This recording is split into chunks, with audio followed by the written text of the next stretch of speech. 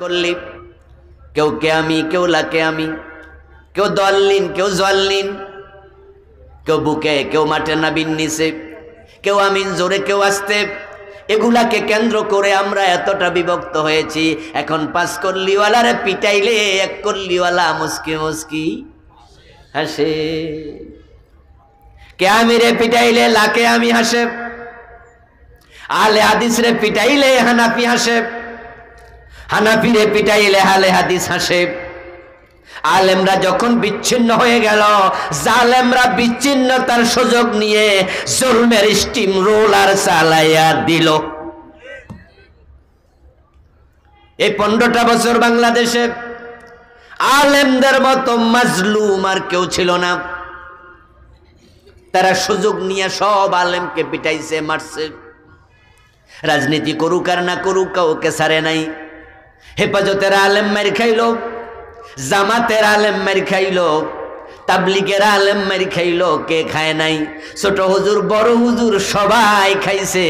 যদি আগস্ট বিপ্লব না হতো তাহলে এই কথাগুলো বলার পরিবেশ মাহফিলে হতো না।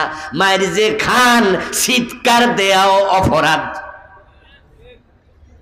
মানে কটা অপরাধ ছিল। কইছেন কেন?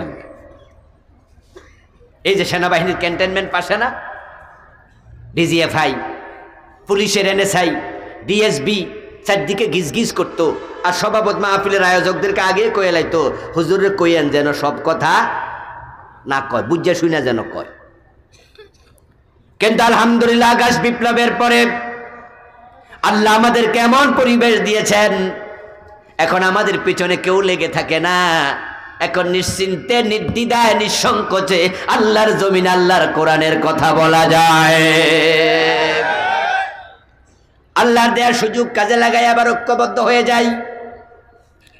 এই দেশের আলেম ওলামারা যদি ঐক্যবদ্ধ হতে পারে, আমি তো দেখতে পাচ্ছি ইনশাআল্লাহ হতে পারে।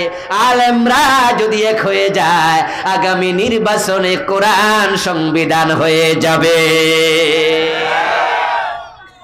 সম্ভাবনা দেখা দিয়েছে। 53 বছরে বাংলাদেশের মানুষ এই ধর্মনিরপেক্ষ সংবিধানকে দেখেছে। এই সংবিধান আমাদেরকে শান্তি দিতে পারে নাই, আমাদের অর্থ নিরাপত্তা দিতে পারে নাই, ইজ্জতের নিরাপত্তা দিতে পারে নাই। বরং আমরা দেখেছি যে আমাদের অর্থনীতিকে তলানিতে নিয়ে গেছে। নেত্রী বলেছে উনার বাড়ির পিয়ন নাকি 400 কোটি টাকার মালিক হয়ে গেছে। আমরা দেখেছি অ্যাসালম গ্রুপ ইসলামী ব্যাংকের 18টি শাখা থেকে 80,000 কোটি টাকা বিদেশে পাচার করে ফেলেছে। এখন ব্যাংকগুলোতে 10 লাখ টাকার চেক দিলে চেক রিফিউজ করে। অনেক ব্যাংক 10 লাখ টাকা একসাথে দিতে পারছে না। এই সংবিধান আমাদের অর্থের নিরাপত্তা দিতে পারেনি। আমরা সিলেটের এমসি কলেজে দেখেছি পত্রিকার পাতায় স্বামীর হাত থেকে তার স্ত্রীকে কেড়ে নিয়ে 8 জন নরপশু একসাথে ধর্ষণ করেছে। আমাদের নোয়াখালীতে মা মেয়েকে ঘরে ঢুকে একসাথে ধর্ষণ করেছে।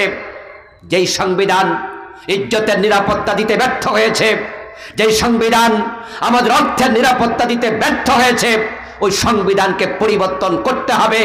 দাবি ওঠক, দাবি ওঠক, সব দল দেখা শেষ। আগামীর বাংলাদেশ হোক ইসলামের বাংলাদেশ। এই সংবিধান না পরিবর্তন করে কোরআনকে সংবিধান বানাতেই হবে।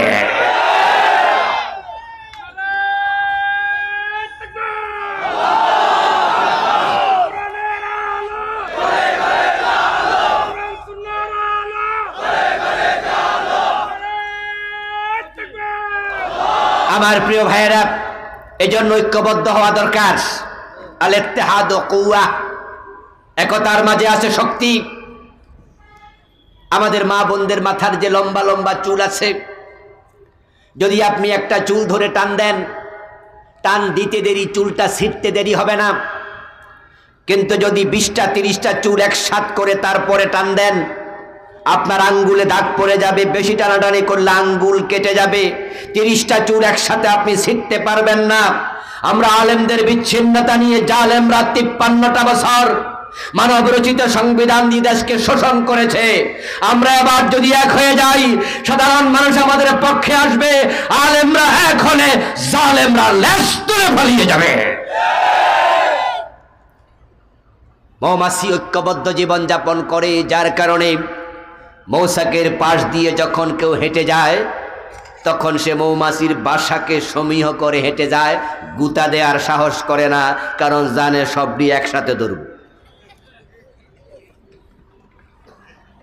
আমরা আলেমরা বিচ্ছিন্ন, তাই জালেমরা আমাদেরকে মেরেছে, জেলে দিয়েছে। যদি আমরা আলেমরা এবার এক হয়ে যেতে পারি, ইখতিলাফ ছিল, ইসলামে ইখতিলাফ থাকবে। ইমাম শাফি একরকম ফতোয়া বলেছেন, ইমাম আবু হানিফা ভিন্ন ফতোয়া দিয়েছেন। এটা আছেই, কোনো হাদিসে আমিন জোরে আছে, কোনো হাদিসে আস্তে আছে। ইমামের পিছনে কেরাত পড়ার হাদিস যেমন আছে, ইমামের পিছনে কেরাত পড়া লাগবে না সেই হাদিসও আছে। ইখতিলাফ ছিল, আছে। ইখতিলাফ সহ আমরা একমত হতে চাই। আল ইত্তেফাক মা আল ইখতিলাফ। যদি আমরা ইখতিলাফকে পাশে রেখে ঐক্যবদ্ধ হয়ে যেতে পারি, মৌমাছির বাসার পাশ দিয়ে যাওয়ার সময় যেমন কেউ গুতা মারে না, আক্রান্ত হওয়ার ভয়ে আলেমরা একমত হয়ে গেলে জালেমরা আঙ্গুল তোলার সাহস করবে না। আমরা আলেমরা রাস্তায় নামলে তারা লেজ তুলে পালাবে। আমার প্রিয় ভাইয়েরা, মৌমাছির মাঝে চমৎকার একটা গুণ হলো প্রতিবাদের গুণ। মৌমাছির মুখের মাঝে একটা হুল আছে। মৌমাছি নিয়ে গবেষণা করেছেন এমন একজন ব্যক্তির গবেষণা একটি প্রবন্ধ পড়লাম।